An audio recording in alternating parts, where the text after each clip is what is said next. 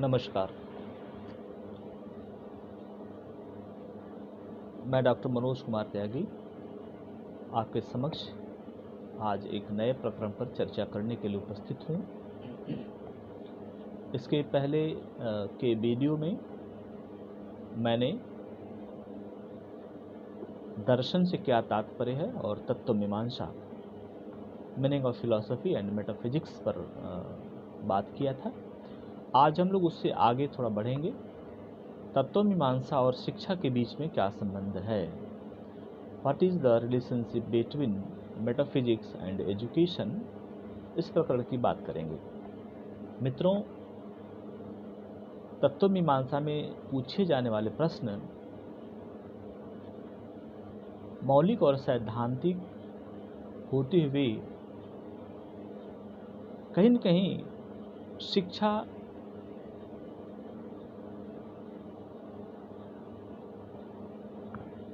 को प्रत्यक्ष और परोक्ष रूप से अवश्य प्रभावित करते हैं। तत्व मीमांसा जिन बुनियादी प्रश्नों पर विचार करता है उस संदर्भ में अध्यापक का दृष्टिकोण अवश्य ही प्रभावित होता है। जैसे यदि कोई अध्यापक मनुष्य और सृष्टि के संदर्भ में जिस प्रकार का दृष्टिकोण रखता है उस प्रकार का दृष्टिकोण उसके शिक्षण प्रक्रिया को अवश्य ही प्रभावित करता है। तत्व मीमांसा का जो पहला प्रश्न था, व्हाट इज द एसेंस, अस्तित्व में होने से क्या तात्पर्य है? तो अस्तित्व में होने से क्या तात्पर्य है, इस संदर्भ में अध्यापक का जो दृष्टिकोण है वह किस प्रकार का है? क्या वह यथार्थवादी दृष्टिकोण से सोच रहा है, या वह आदर्शवादी दृष्टिकोण से सोच रहा है, या वह प्रयोजनवादी दृष्टिकोण से सोच रहा है? अस्तित्व के संदर्भ में शिक्षक का जिस प्रकार का दृष्टिकोण होगा कहीं न कहीं वह उसके शिक्षण की प्रक्रिया को अवश्य प्रभावित करेगा। यदि वह अस्तित्व को होने के लिए यदि वह वैज्ञानिक दृष्टिकोण अपनाता है, प्रयोजनवादी दृष्टिकोण अपनाता है, तो कहीं न कहीं उसके शिक्षण प्रक्रिया में वैज्ञानिक विधियों का समावेश अवश्य होगा। और यदि वह विचारवादी दृष्टिकोण अपनाएगा तो कहीं न कहीं जो है शिक्षक की शिक्षण प्रक्रिया में आध्यात्मिक का अप्रोच, आध्यात्मिक दृष्टिकोण अवश्य ही दिखाई देगा। इसी प्रकार से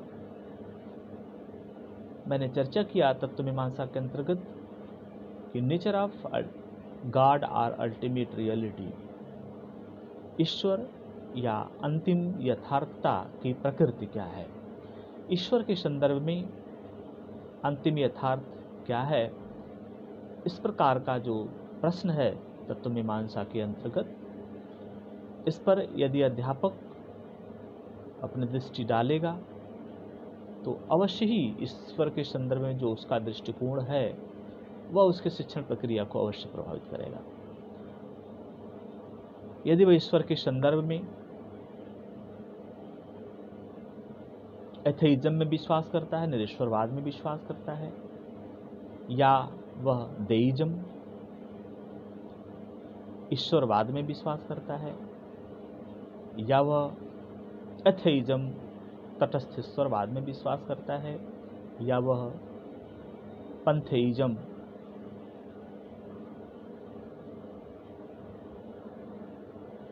सर्वेश्वरवाद में विश्वास करता है, या वह पॉलीदेइज्म बहुदेववाद में विश्वास करता है।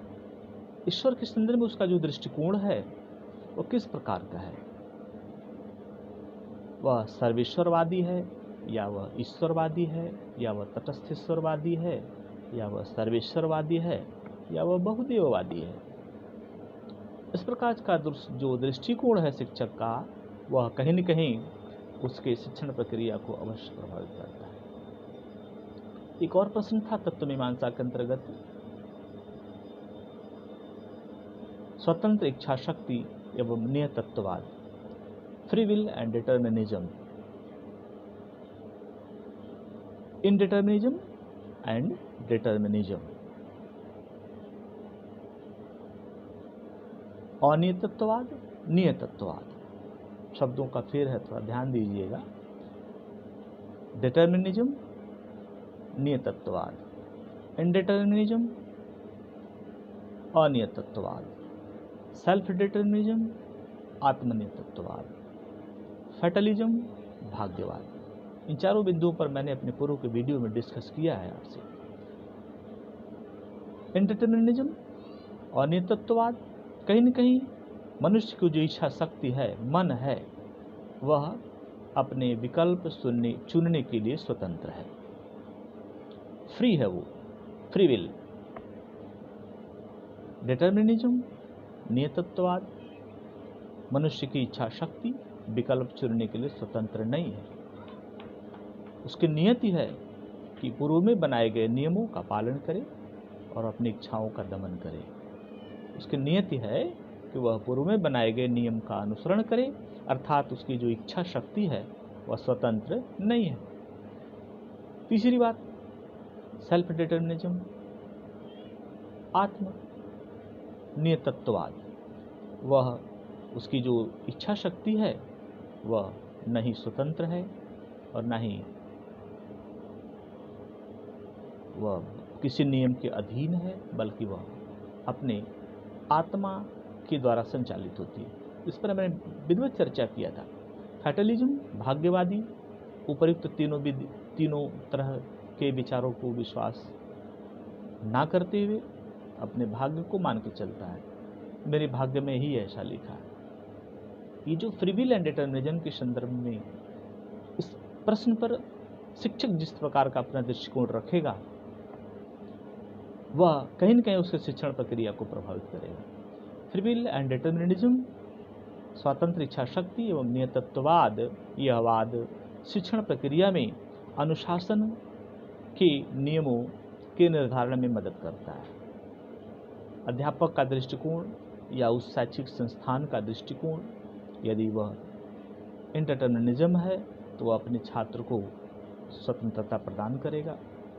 यदि अध्यापक या उस संस्थान की जो इच्छा शक्ति है वह डिटर्मिनिज्म में विश्वास करेगी, नेतृत्ववाद में विश्वास करेगी, तो कहीं न कहीं वो अपने विद्यार्थी को फ्री ना छोड़ करके किन्हीं नियमों के अंतर्गत संचालित होने की बात करेगी और ऐसी अपेक्षा करेगी कि हमारे छात्र का जो आचरण है वह इन नियमों के माध्यम से संचालित होना चाहिए। तो फ्री विल एंड डिटर्मिनिज्म, स्वतंत्र इच्छा शक्ति एवं नियतत्ववाद कहीं न कहीं शिक्षण प्रक्रिया में आचार मीमांसा की तरफ बात करता है, एक कोड ऑफ कंडक्ट बनाने की बात करता है, एक नियम बनाने की बात करता है। वह नियम सभी छात्रों के लिए, पूरे शैक्षणिक संस्थान के लिए, संपूर्ण शैक्षिक व्यवस्था के लिए सबके हित में होता है और हर, चाहे वह शिक्षक हो, चाहे वह प्रबंध तंत्र का कर्मचारी हो या वह छात्र हो, कहीं न कहीं उनके आचरण में ऐसी अपेक्षा की जाएगी कि वह इन नियमों का पालन करे। तो ये जो दृष्टिकोण है, एक और बिंदु था जिस पर हम लोगों ने तत्व मीमांसा में चर्चा किया था, टेलियोलॉजी, प्रयोजन मूलकता। संसार की जो रचना है क्या वह प्रयोजन मूलक है, उद्देश्य परक है, या वह किसी इंस्ट्रूमेंटल सिद्धांत पर कार्य कर रहा है, यांत्रिक नियमों के अनुसार से संचालित हो रहा है। इस संदर्भ में भी शिक्षक का जो दृष्टिकोण है वह भी उसके शिक्षण प्रक्रिया को अवश्य प्रभावित करता है।